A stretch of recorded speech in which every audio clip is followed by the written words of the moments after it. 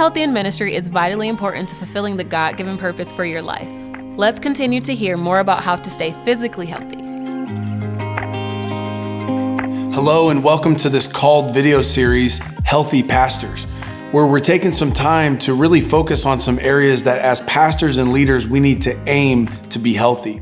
And so today we're going to be discussing physical health. My name is Greg Ford. I'm the lead pastor at One Church in Columbus, Ohio.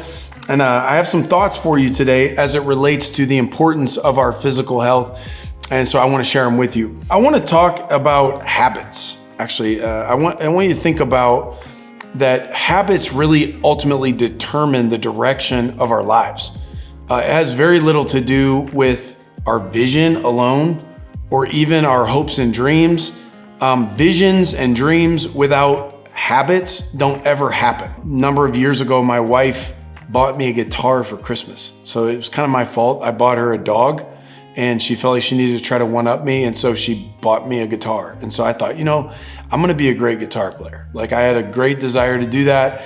Went out to Walmart, bought myself a chord chart, saw where I was supposed to put my fingers. And I figured, after a few weeks, I'll probably be ready to go on tour. And the reality is I never developed the habits. I just didn't stick with it. And that was like 20 years ago. And imagine like 365 days, 30 minutes a day for 20 years. If I had developed that habit, how good of a guitar player I would be today, right? I'd be real good.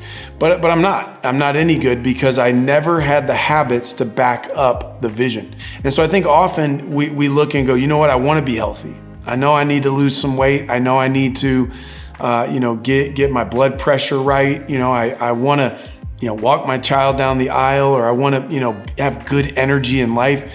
And so you have the vision, you have the dream, you have the idea, but the goal doesn't mean anything if you don't have the habits to back it up. So what I want to do is kind of take you through a process, okay? How would we do this and help set some goals and habits that we can stick with, all right? A lot of us, that's the issue, right? We've come up with goals, but it's the ability to stick to it. Why am I not able to keep this going? And I keep falling off the wagon. I keep fluctuating. And okay, how do we get better? Okay, so I'm gonna give you 4 things. The first one is define reality. Define reality. Often this is hard to do, especially if your physical health is something that you have some anxiety about, maybe even some shame about. If you've ever watched like some of those shows where, people are having physical transformations and all of that, they sometimes they'll go step on a scale or they'll go get blood tests and get this battery of tests. And when reality is presented to them, they're emotional, they're shaken, and often they feel a lot of shame and they're shocked. They're going, oh my goodness, I didn't know that it was this bad. And so I would just encourage you to have the courage to go define reality. Maybe for you that means stepping on a scale for the first time in a while. Maybe it is going to the doctor and finding out where am I at. Sometimes it's literally going and starting to exercise and realizing man, I'm really not in good shape.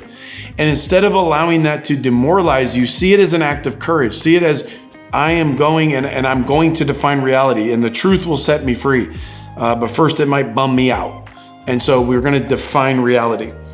The second thing is a sustainable diet. Sustainable diet. One of the reasons why people don't stick with diets often is because they're not sustainable. When we started the church, I worked at a fitness center and I used to sell training. And I would ask people their goals and what are you trying to do? And I want to get into a bathing suit this summer, or I want to have a long life, or whatever it is. And I would say, what's your goal? And they say, I want to lose 1 pound a week.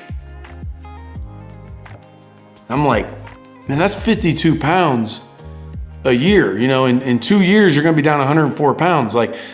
That's a lot. Some people try to lose 1 pound a day. You're going to be down 365 pounds. They create diets often that are kind of crash diets, things that are designed to take the weight off quick because we're impatient, instead of really framing what can I stick to. And the good news is these days, you don't have to pick between eating food that tastes good and eating healthy. There's a lot of really good food that tastes really good. And again, what do you like to eat? find that area and build the diet around that. And you can find dietitians and people that can help you to frame your diet around the things that you actually like to eat. You got to find a sustainable diet. The third one is enjoyable exercise. Enjoyable exercise. Okay, I'll say this. I grew up playing sports. I like working out. Not everybody does. When we're talking about physical health, I'm not saying everybody needs to be a gym rat. Everybody needs to hit a bench press. I'm not saying everybody, you got to be an athlete. It's about being healthy. So it might for you be, taking walks, different types of activities that you enjoy, pickleball, or you enjoy things that riding a bike, being in nature, but you've got to find something that's sustainable. And for myself, although I like working out, I noticed as I've gotten older, I'm 44 years old, okay? I've noticed as I've gotten older, my pain threshold to just go suffer, okay, has gone down. And I realize it's at times where I want to tend to lapse in my exercise. It's because I've not chosen things that are enjoyable. So find something that you enjoy. And if you enjoy doing it, okay, you are much, much, much more likely to stick to it. And then the fourth thing, so we have define reality, find a sustainable diet, find enjoyable exercise, and then fourth is rest well. And I think this one is incredibly important. I think leaders oftentimes have a hard time getting to sleep, have a hard time finding rest. And I think this one is really connected to what Pastor Rob's going to talk about in the spiritual health category. It really does overlap. But you think about the idea of Sabbath and rest, and even the fact that God gave this command to rest to the children of Israel at Mount Sinai, right? They'd been slaves for 400 years. For 400 years, they worked sun up to sundown making bricks 7 days a week. So their entire identity and frankly, their entire survival mechanism was tied to their work. And so think about the fact that in that moment, God knew he was going to have to reprogram them to have a full day where not only they rested their bodies, but they rested their minds and their souls to be able to go, you know what? My worth and my value is not in how much work can I get done? How many bricks can I make? And even when you look all the way back in Genesis 1 at creation, the days began at night. He said there was night first and then the morning. And the idea that even the day, like in the Jewish day, it starts when you go to bed. It doesn't start when you wake up. It starts at night.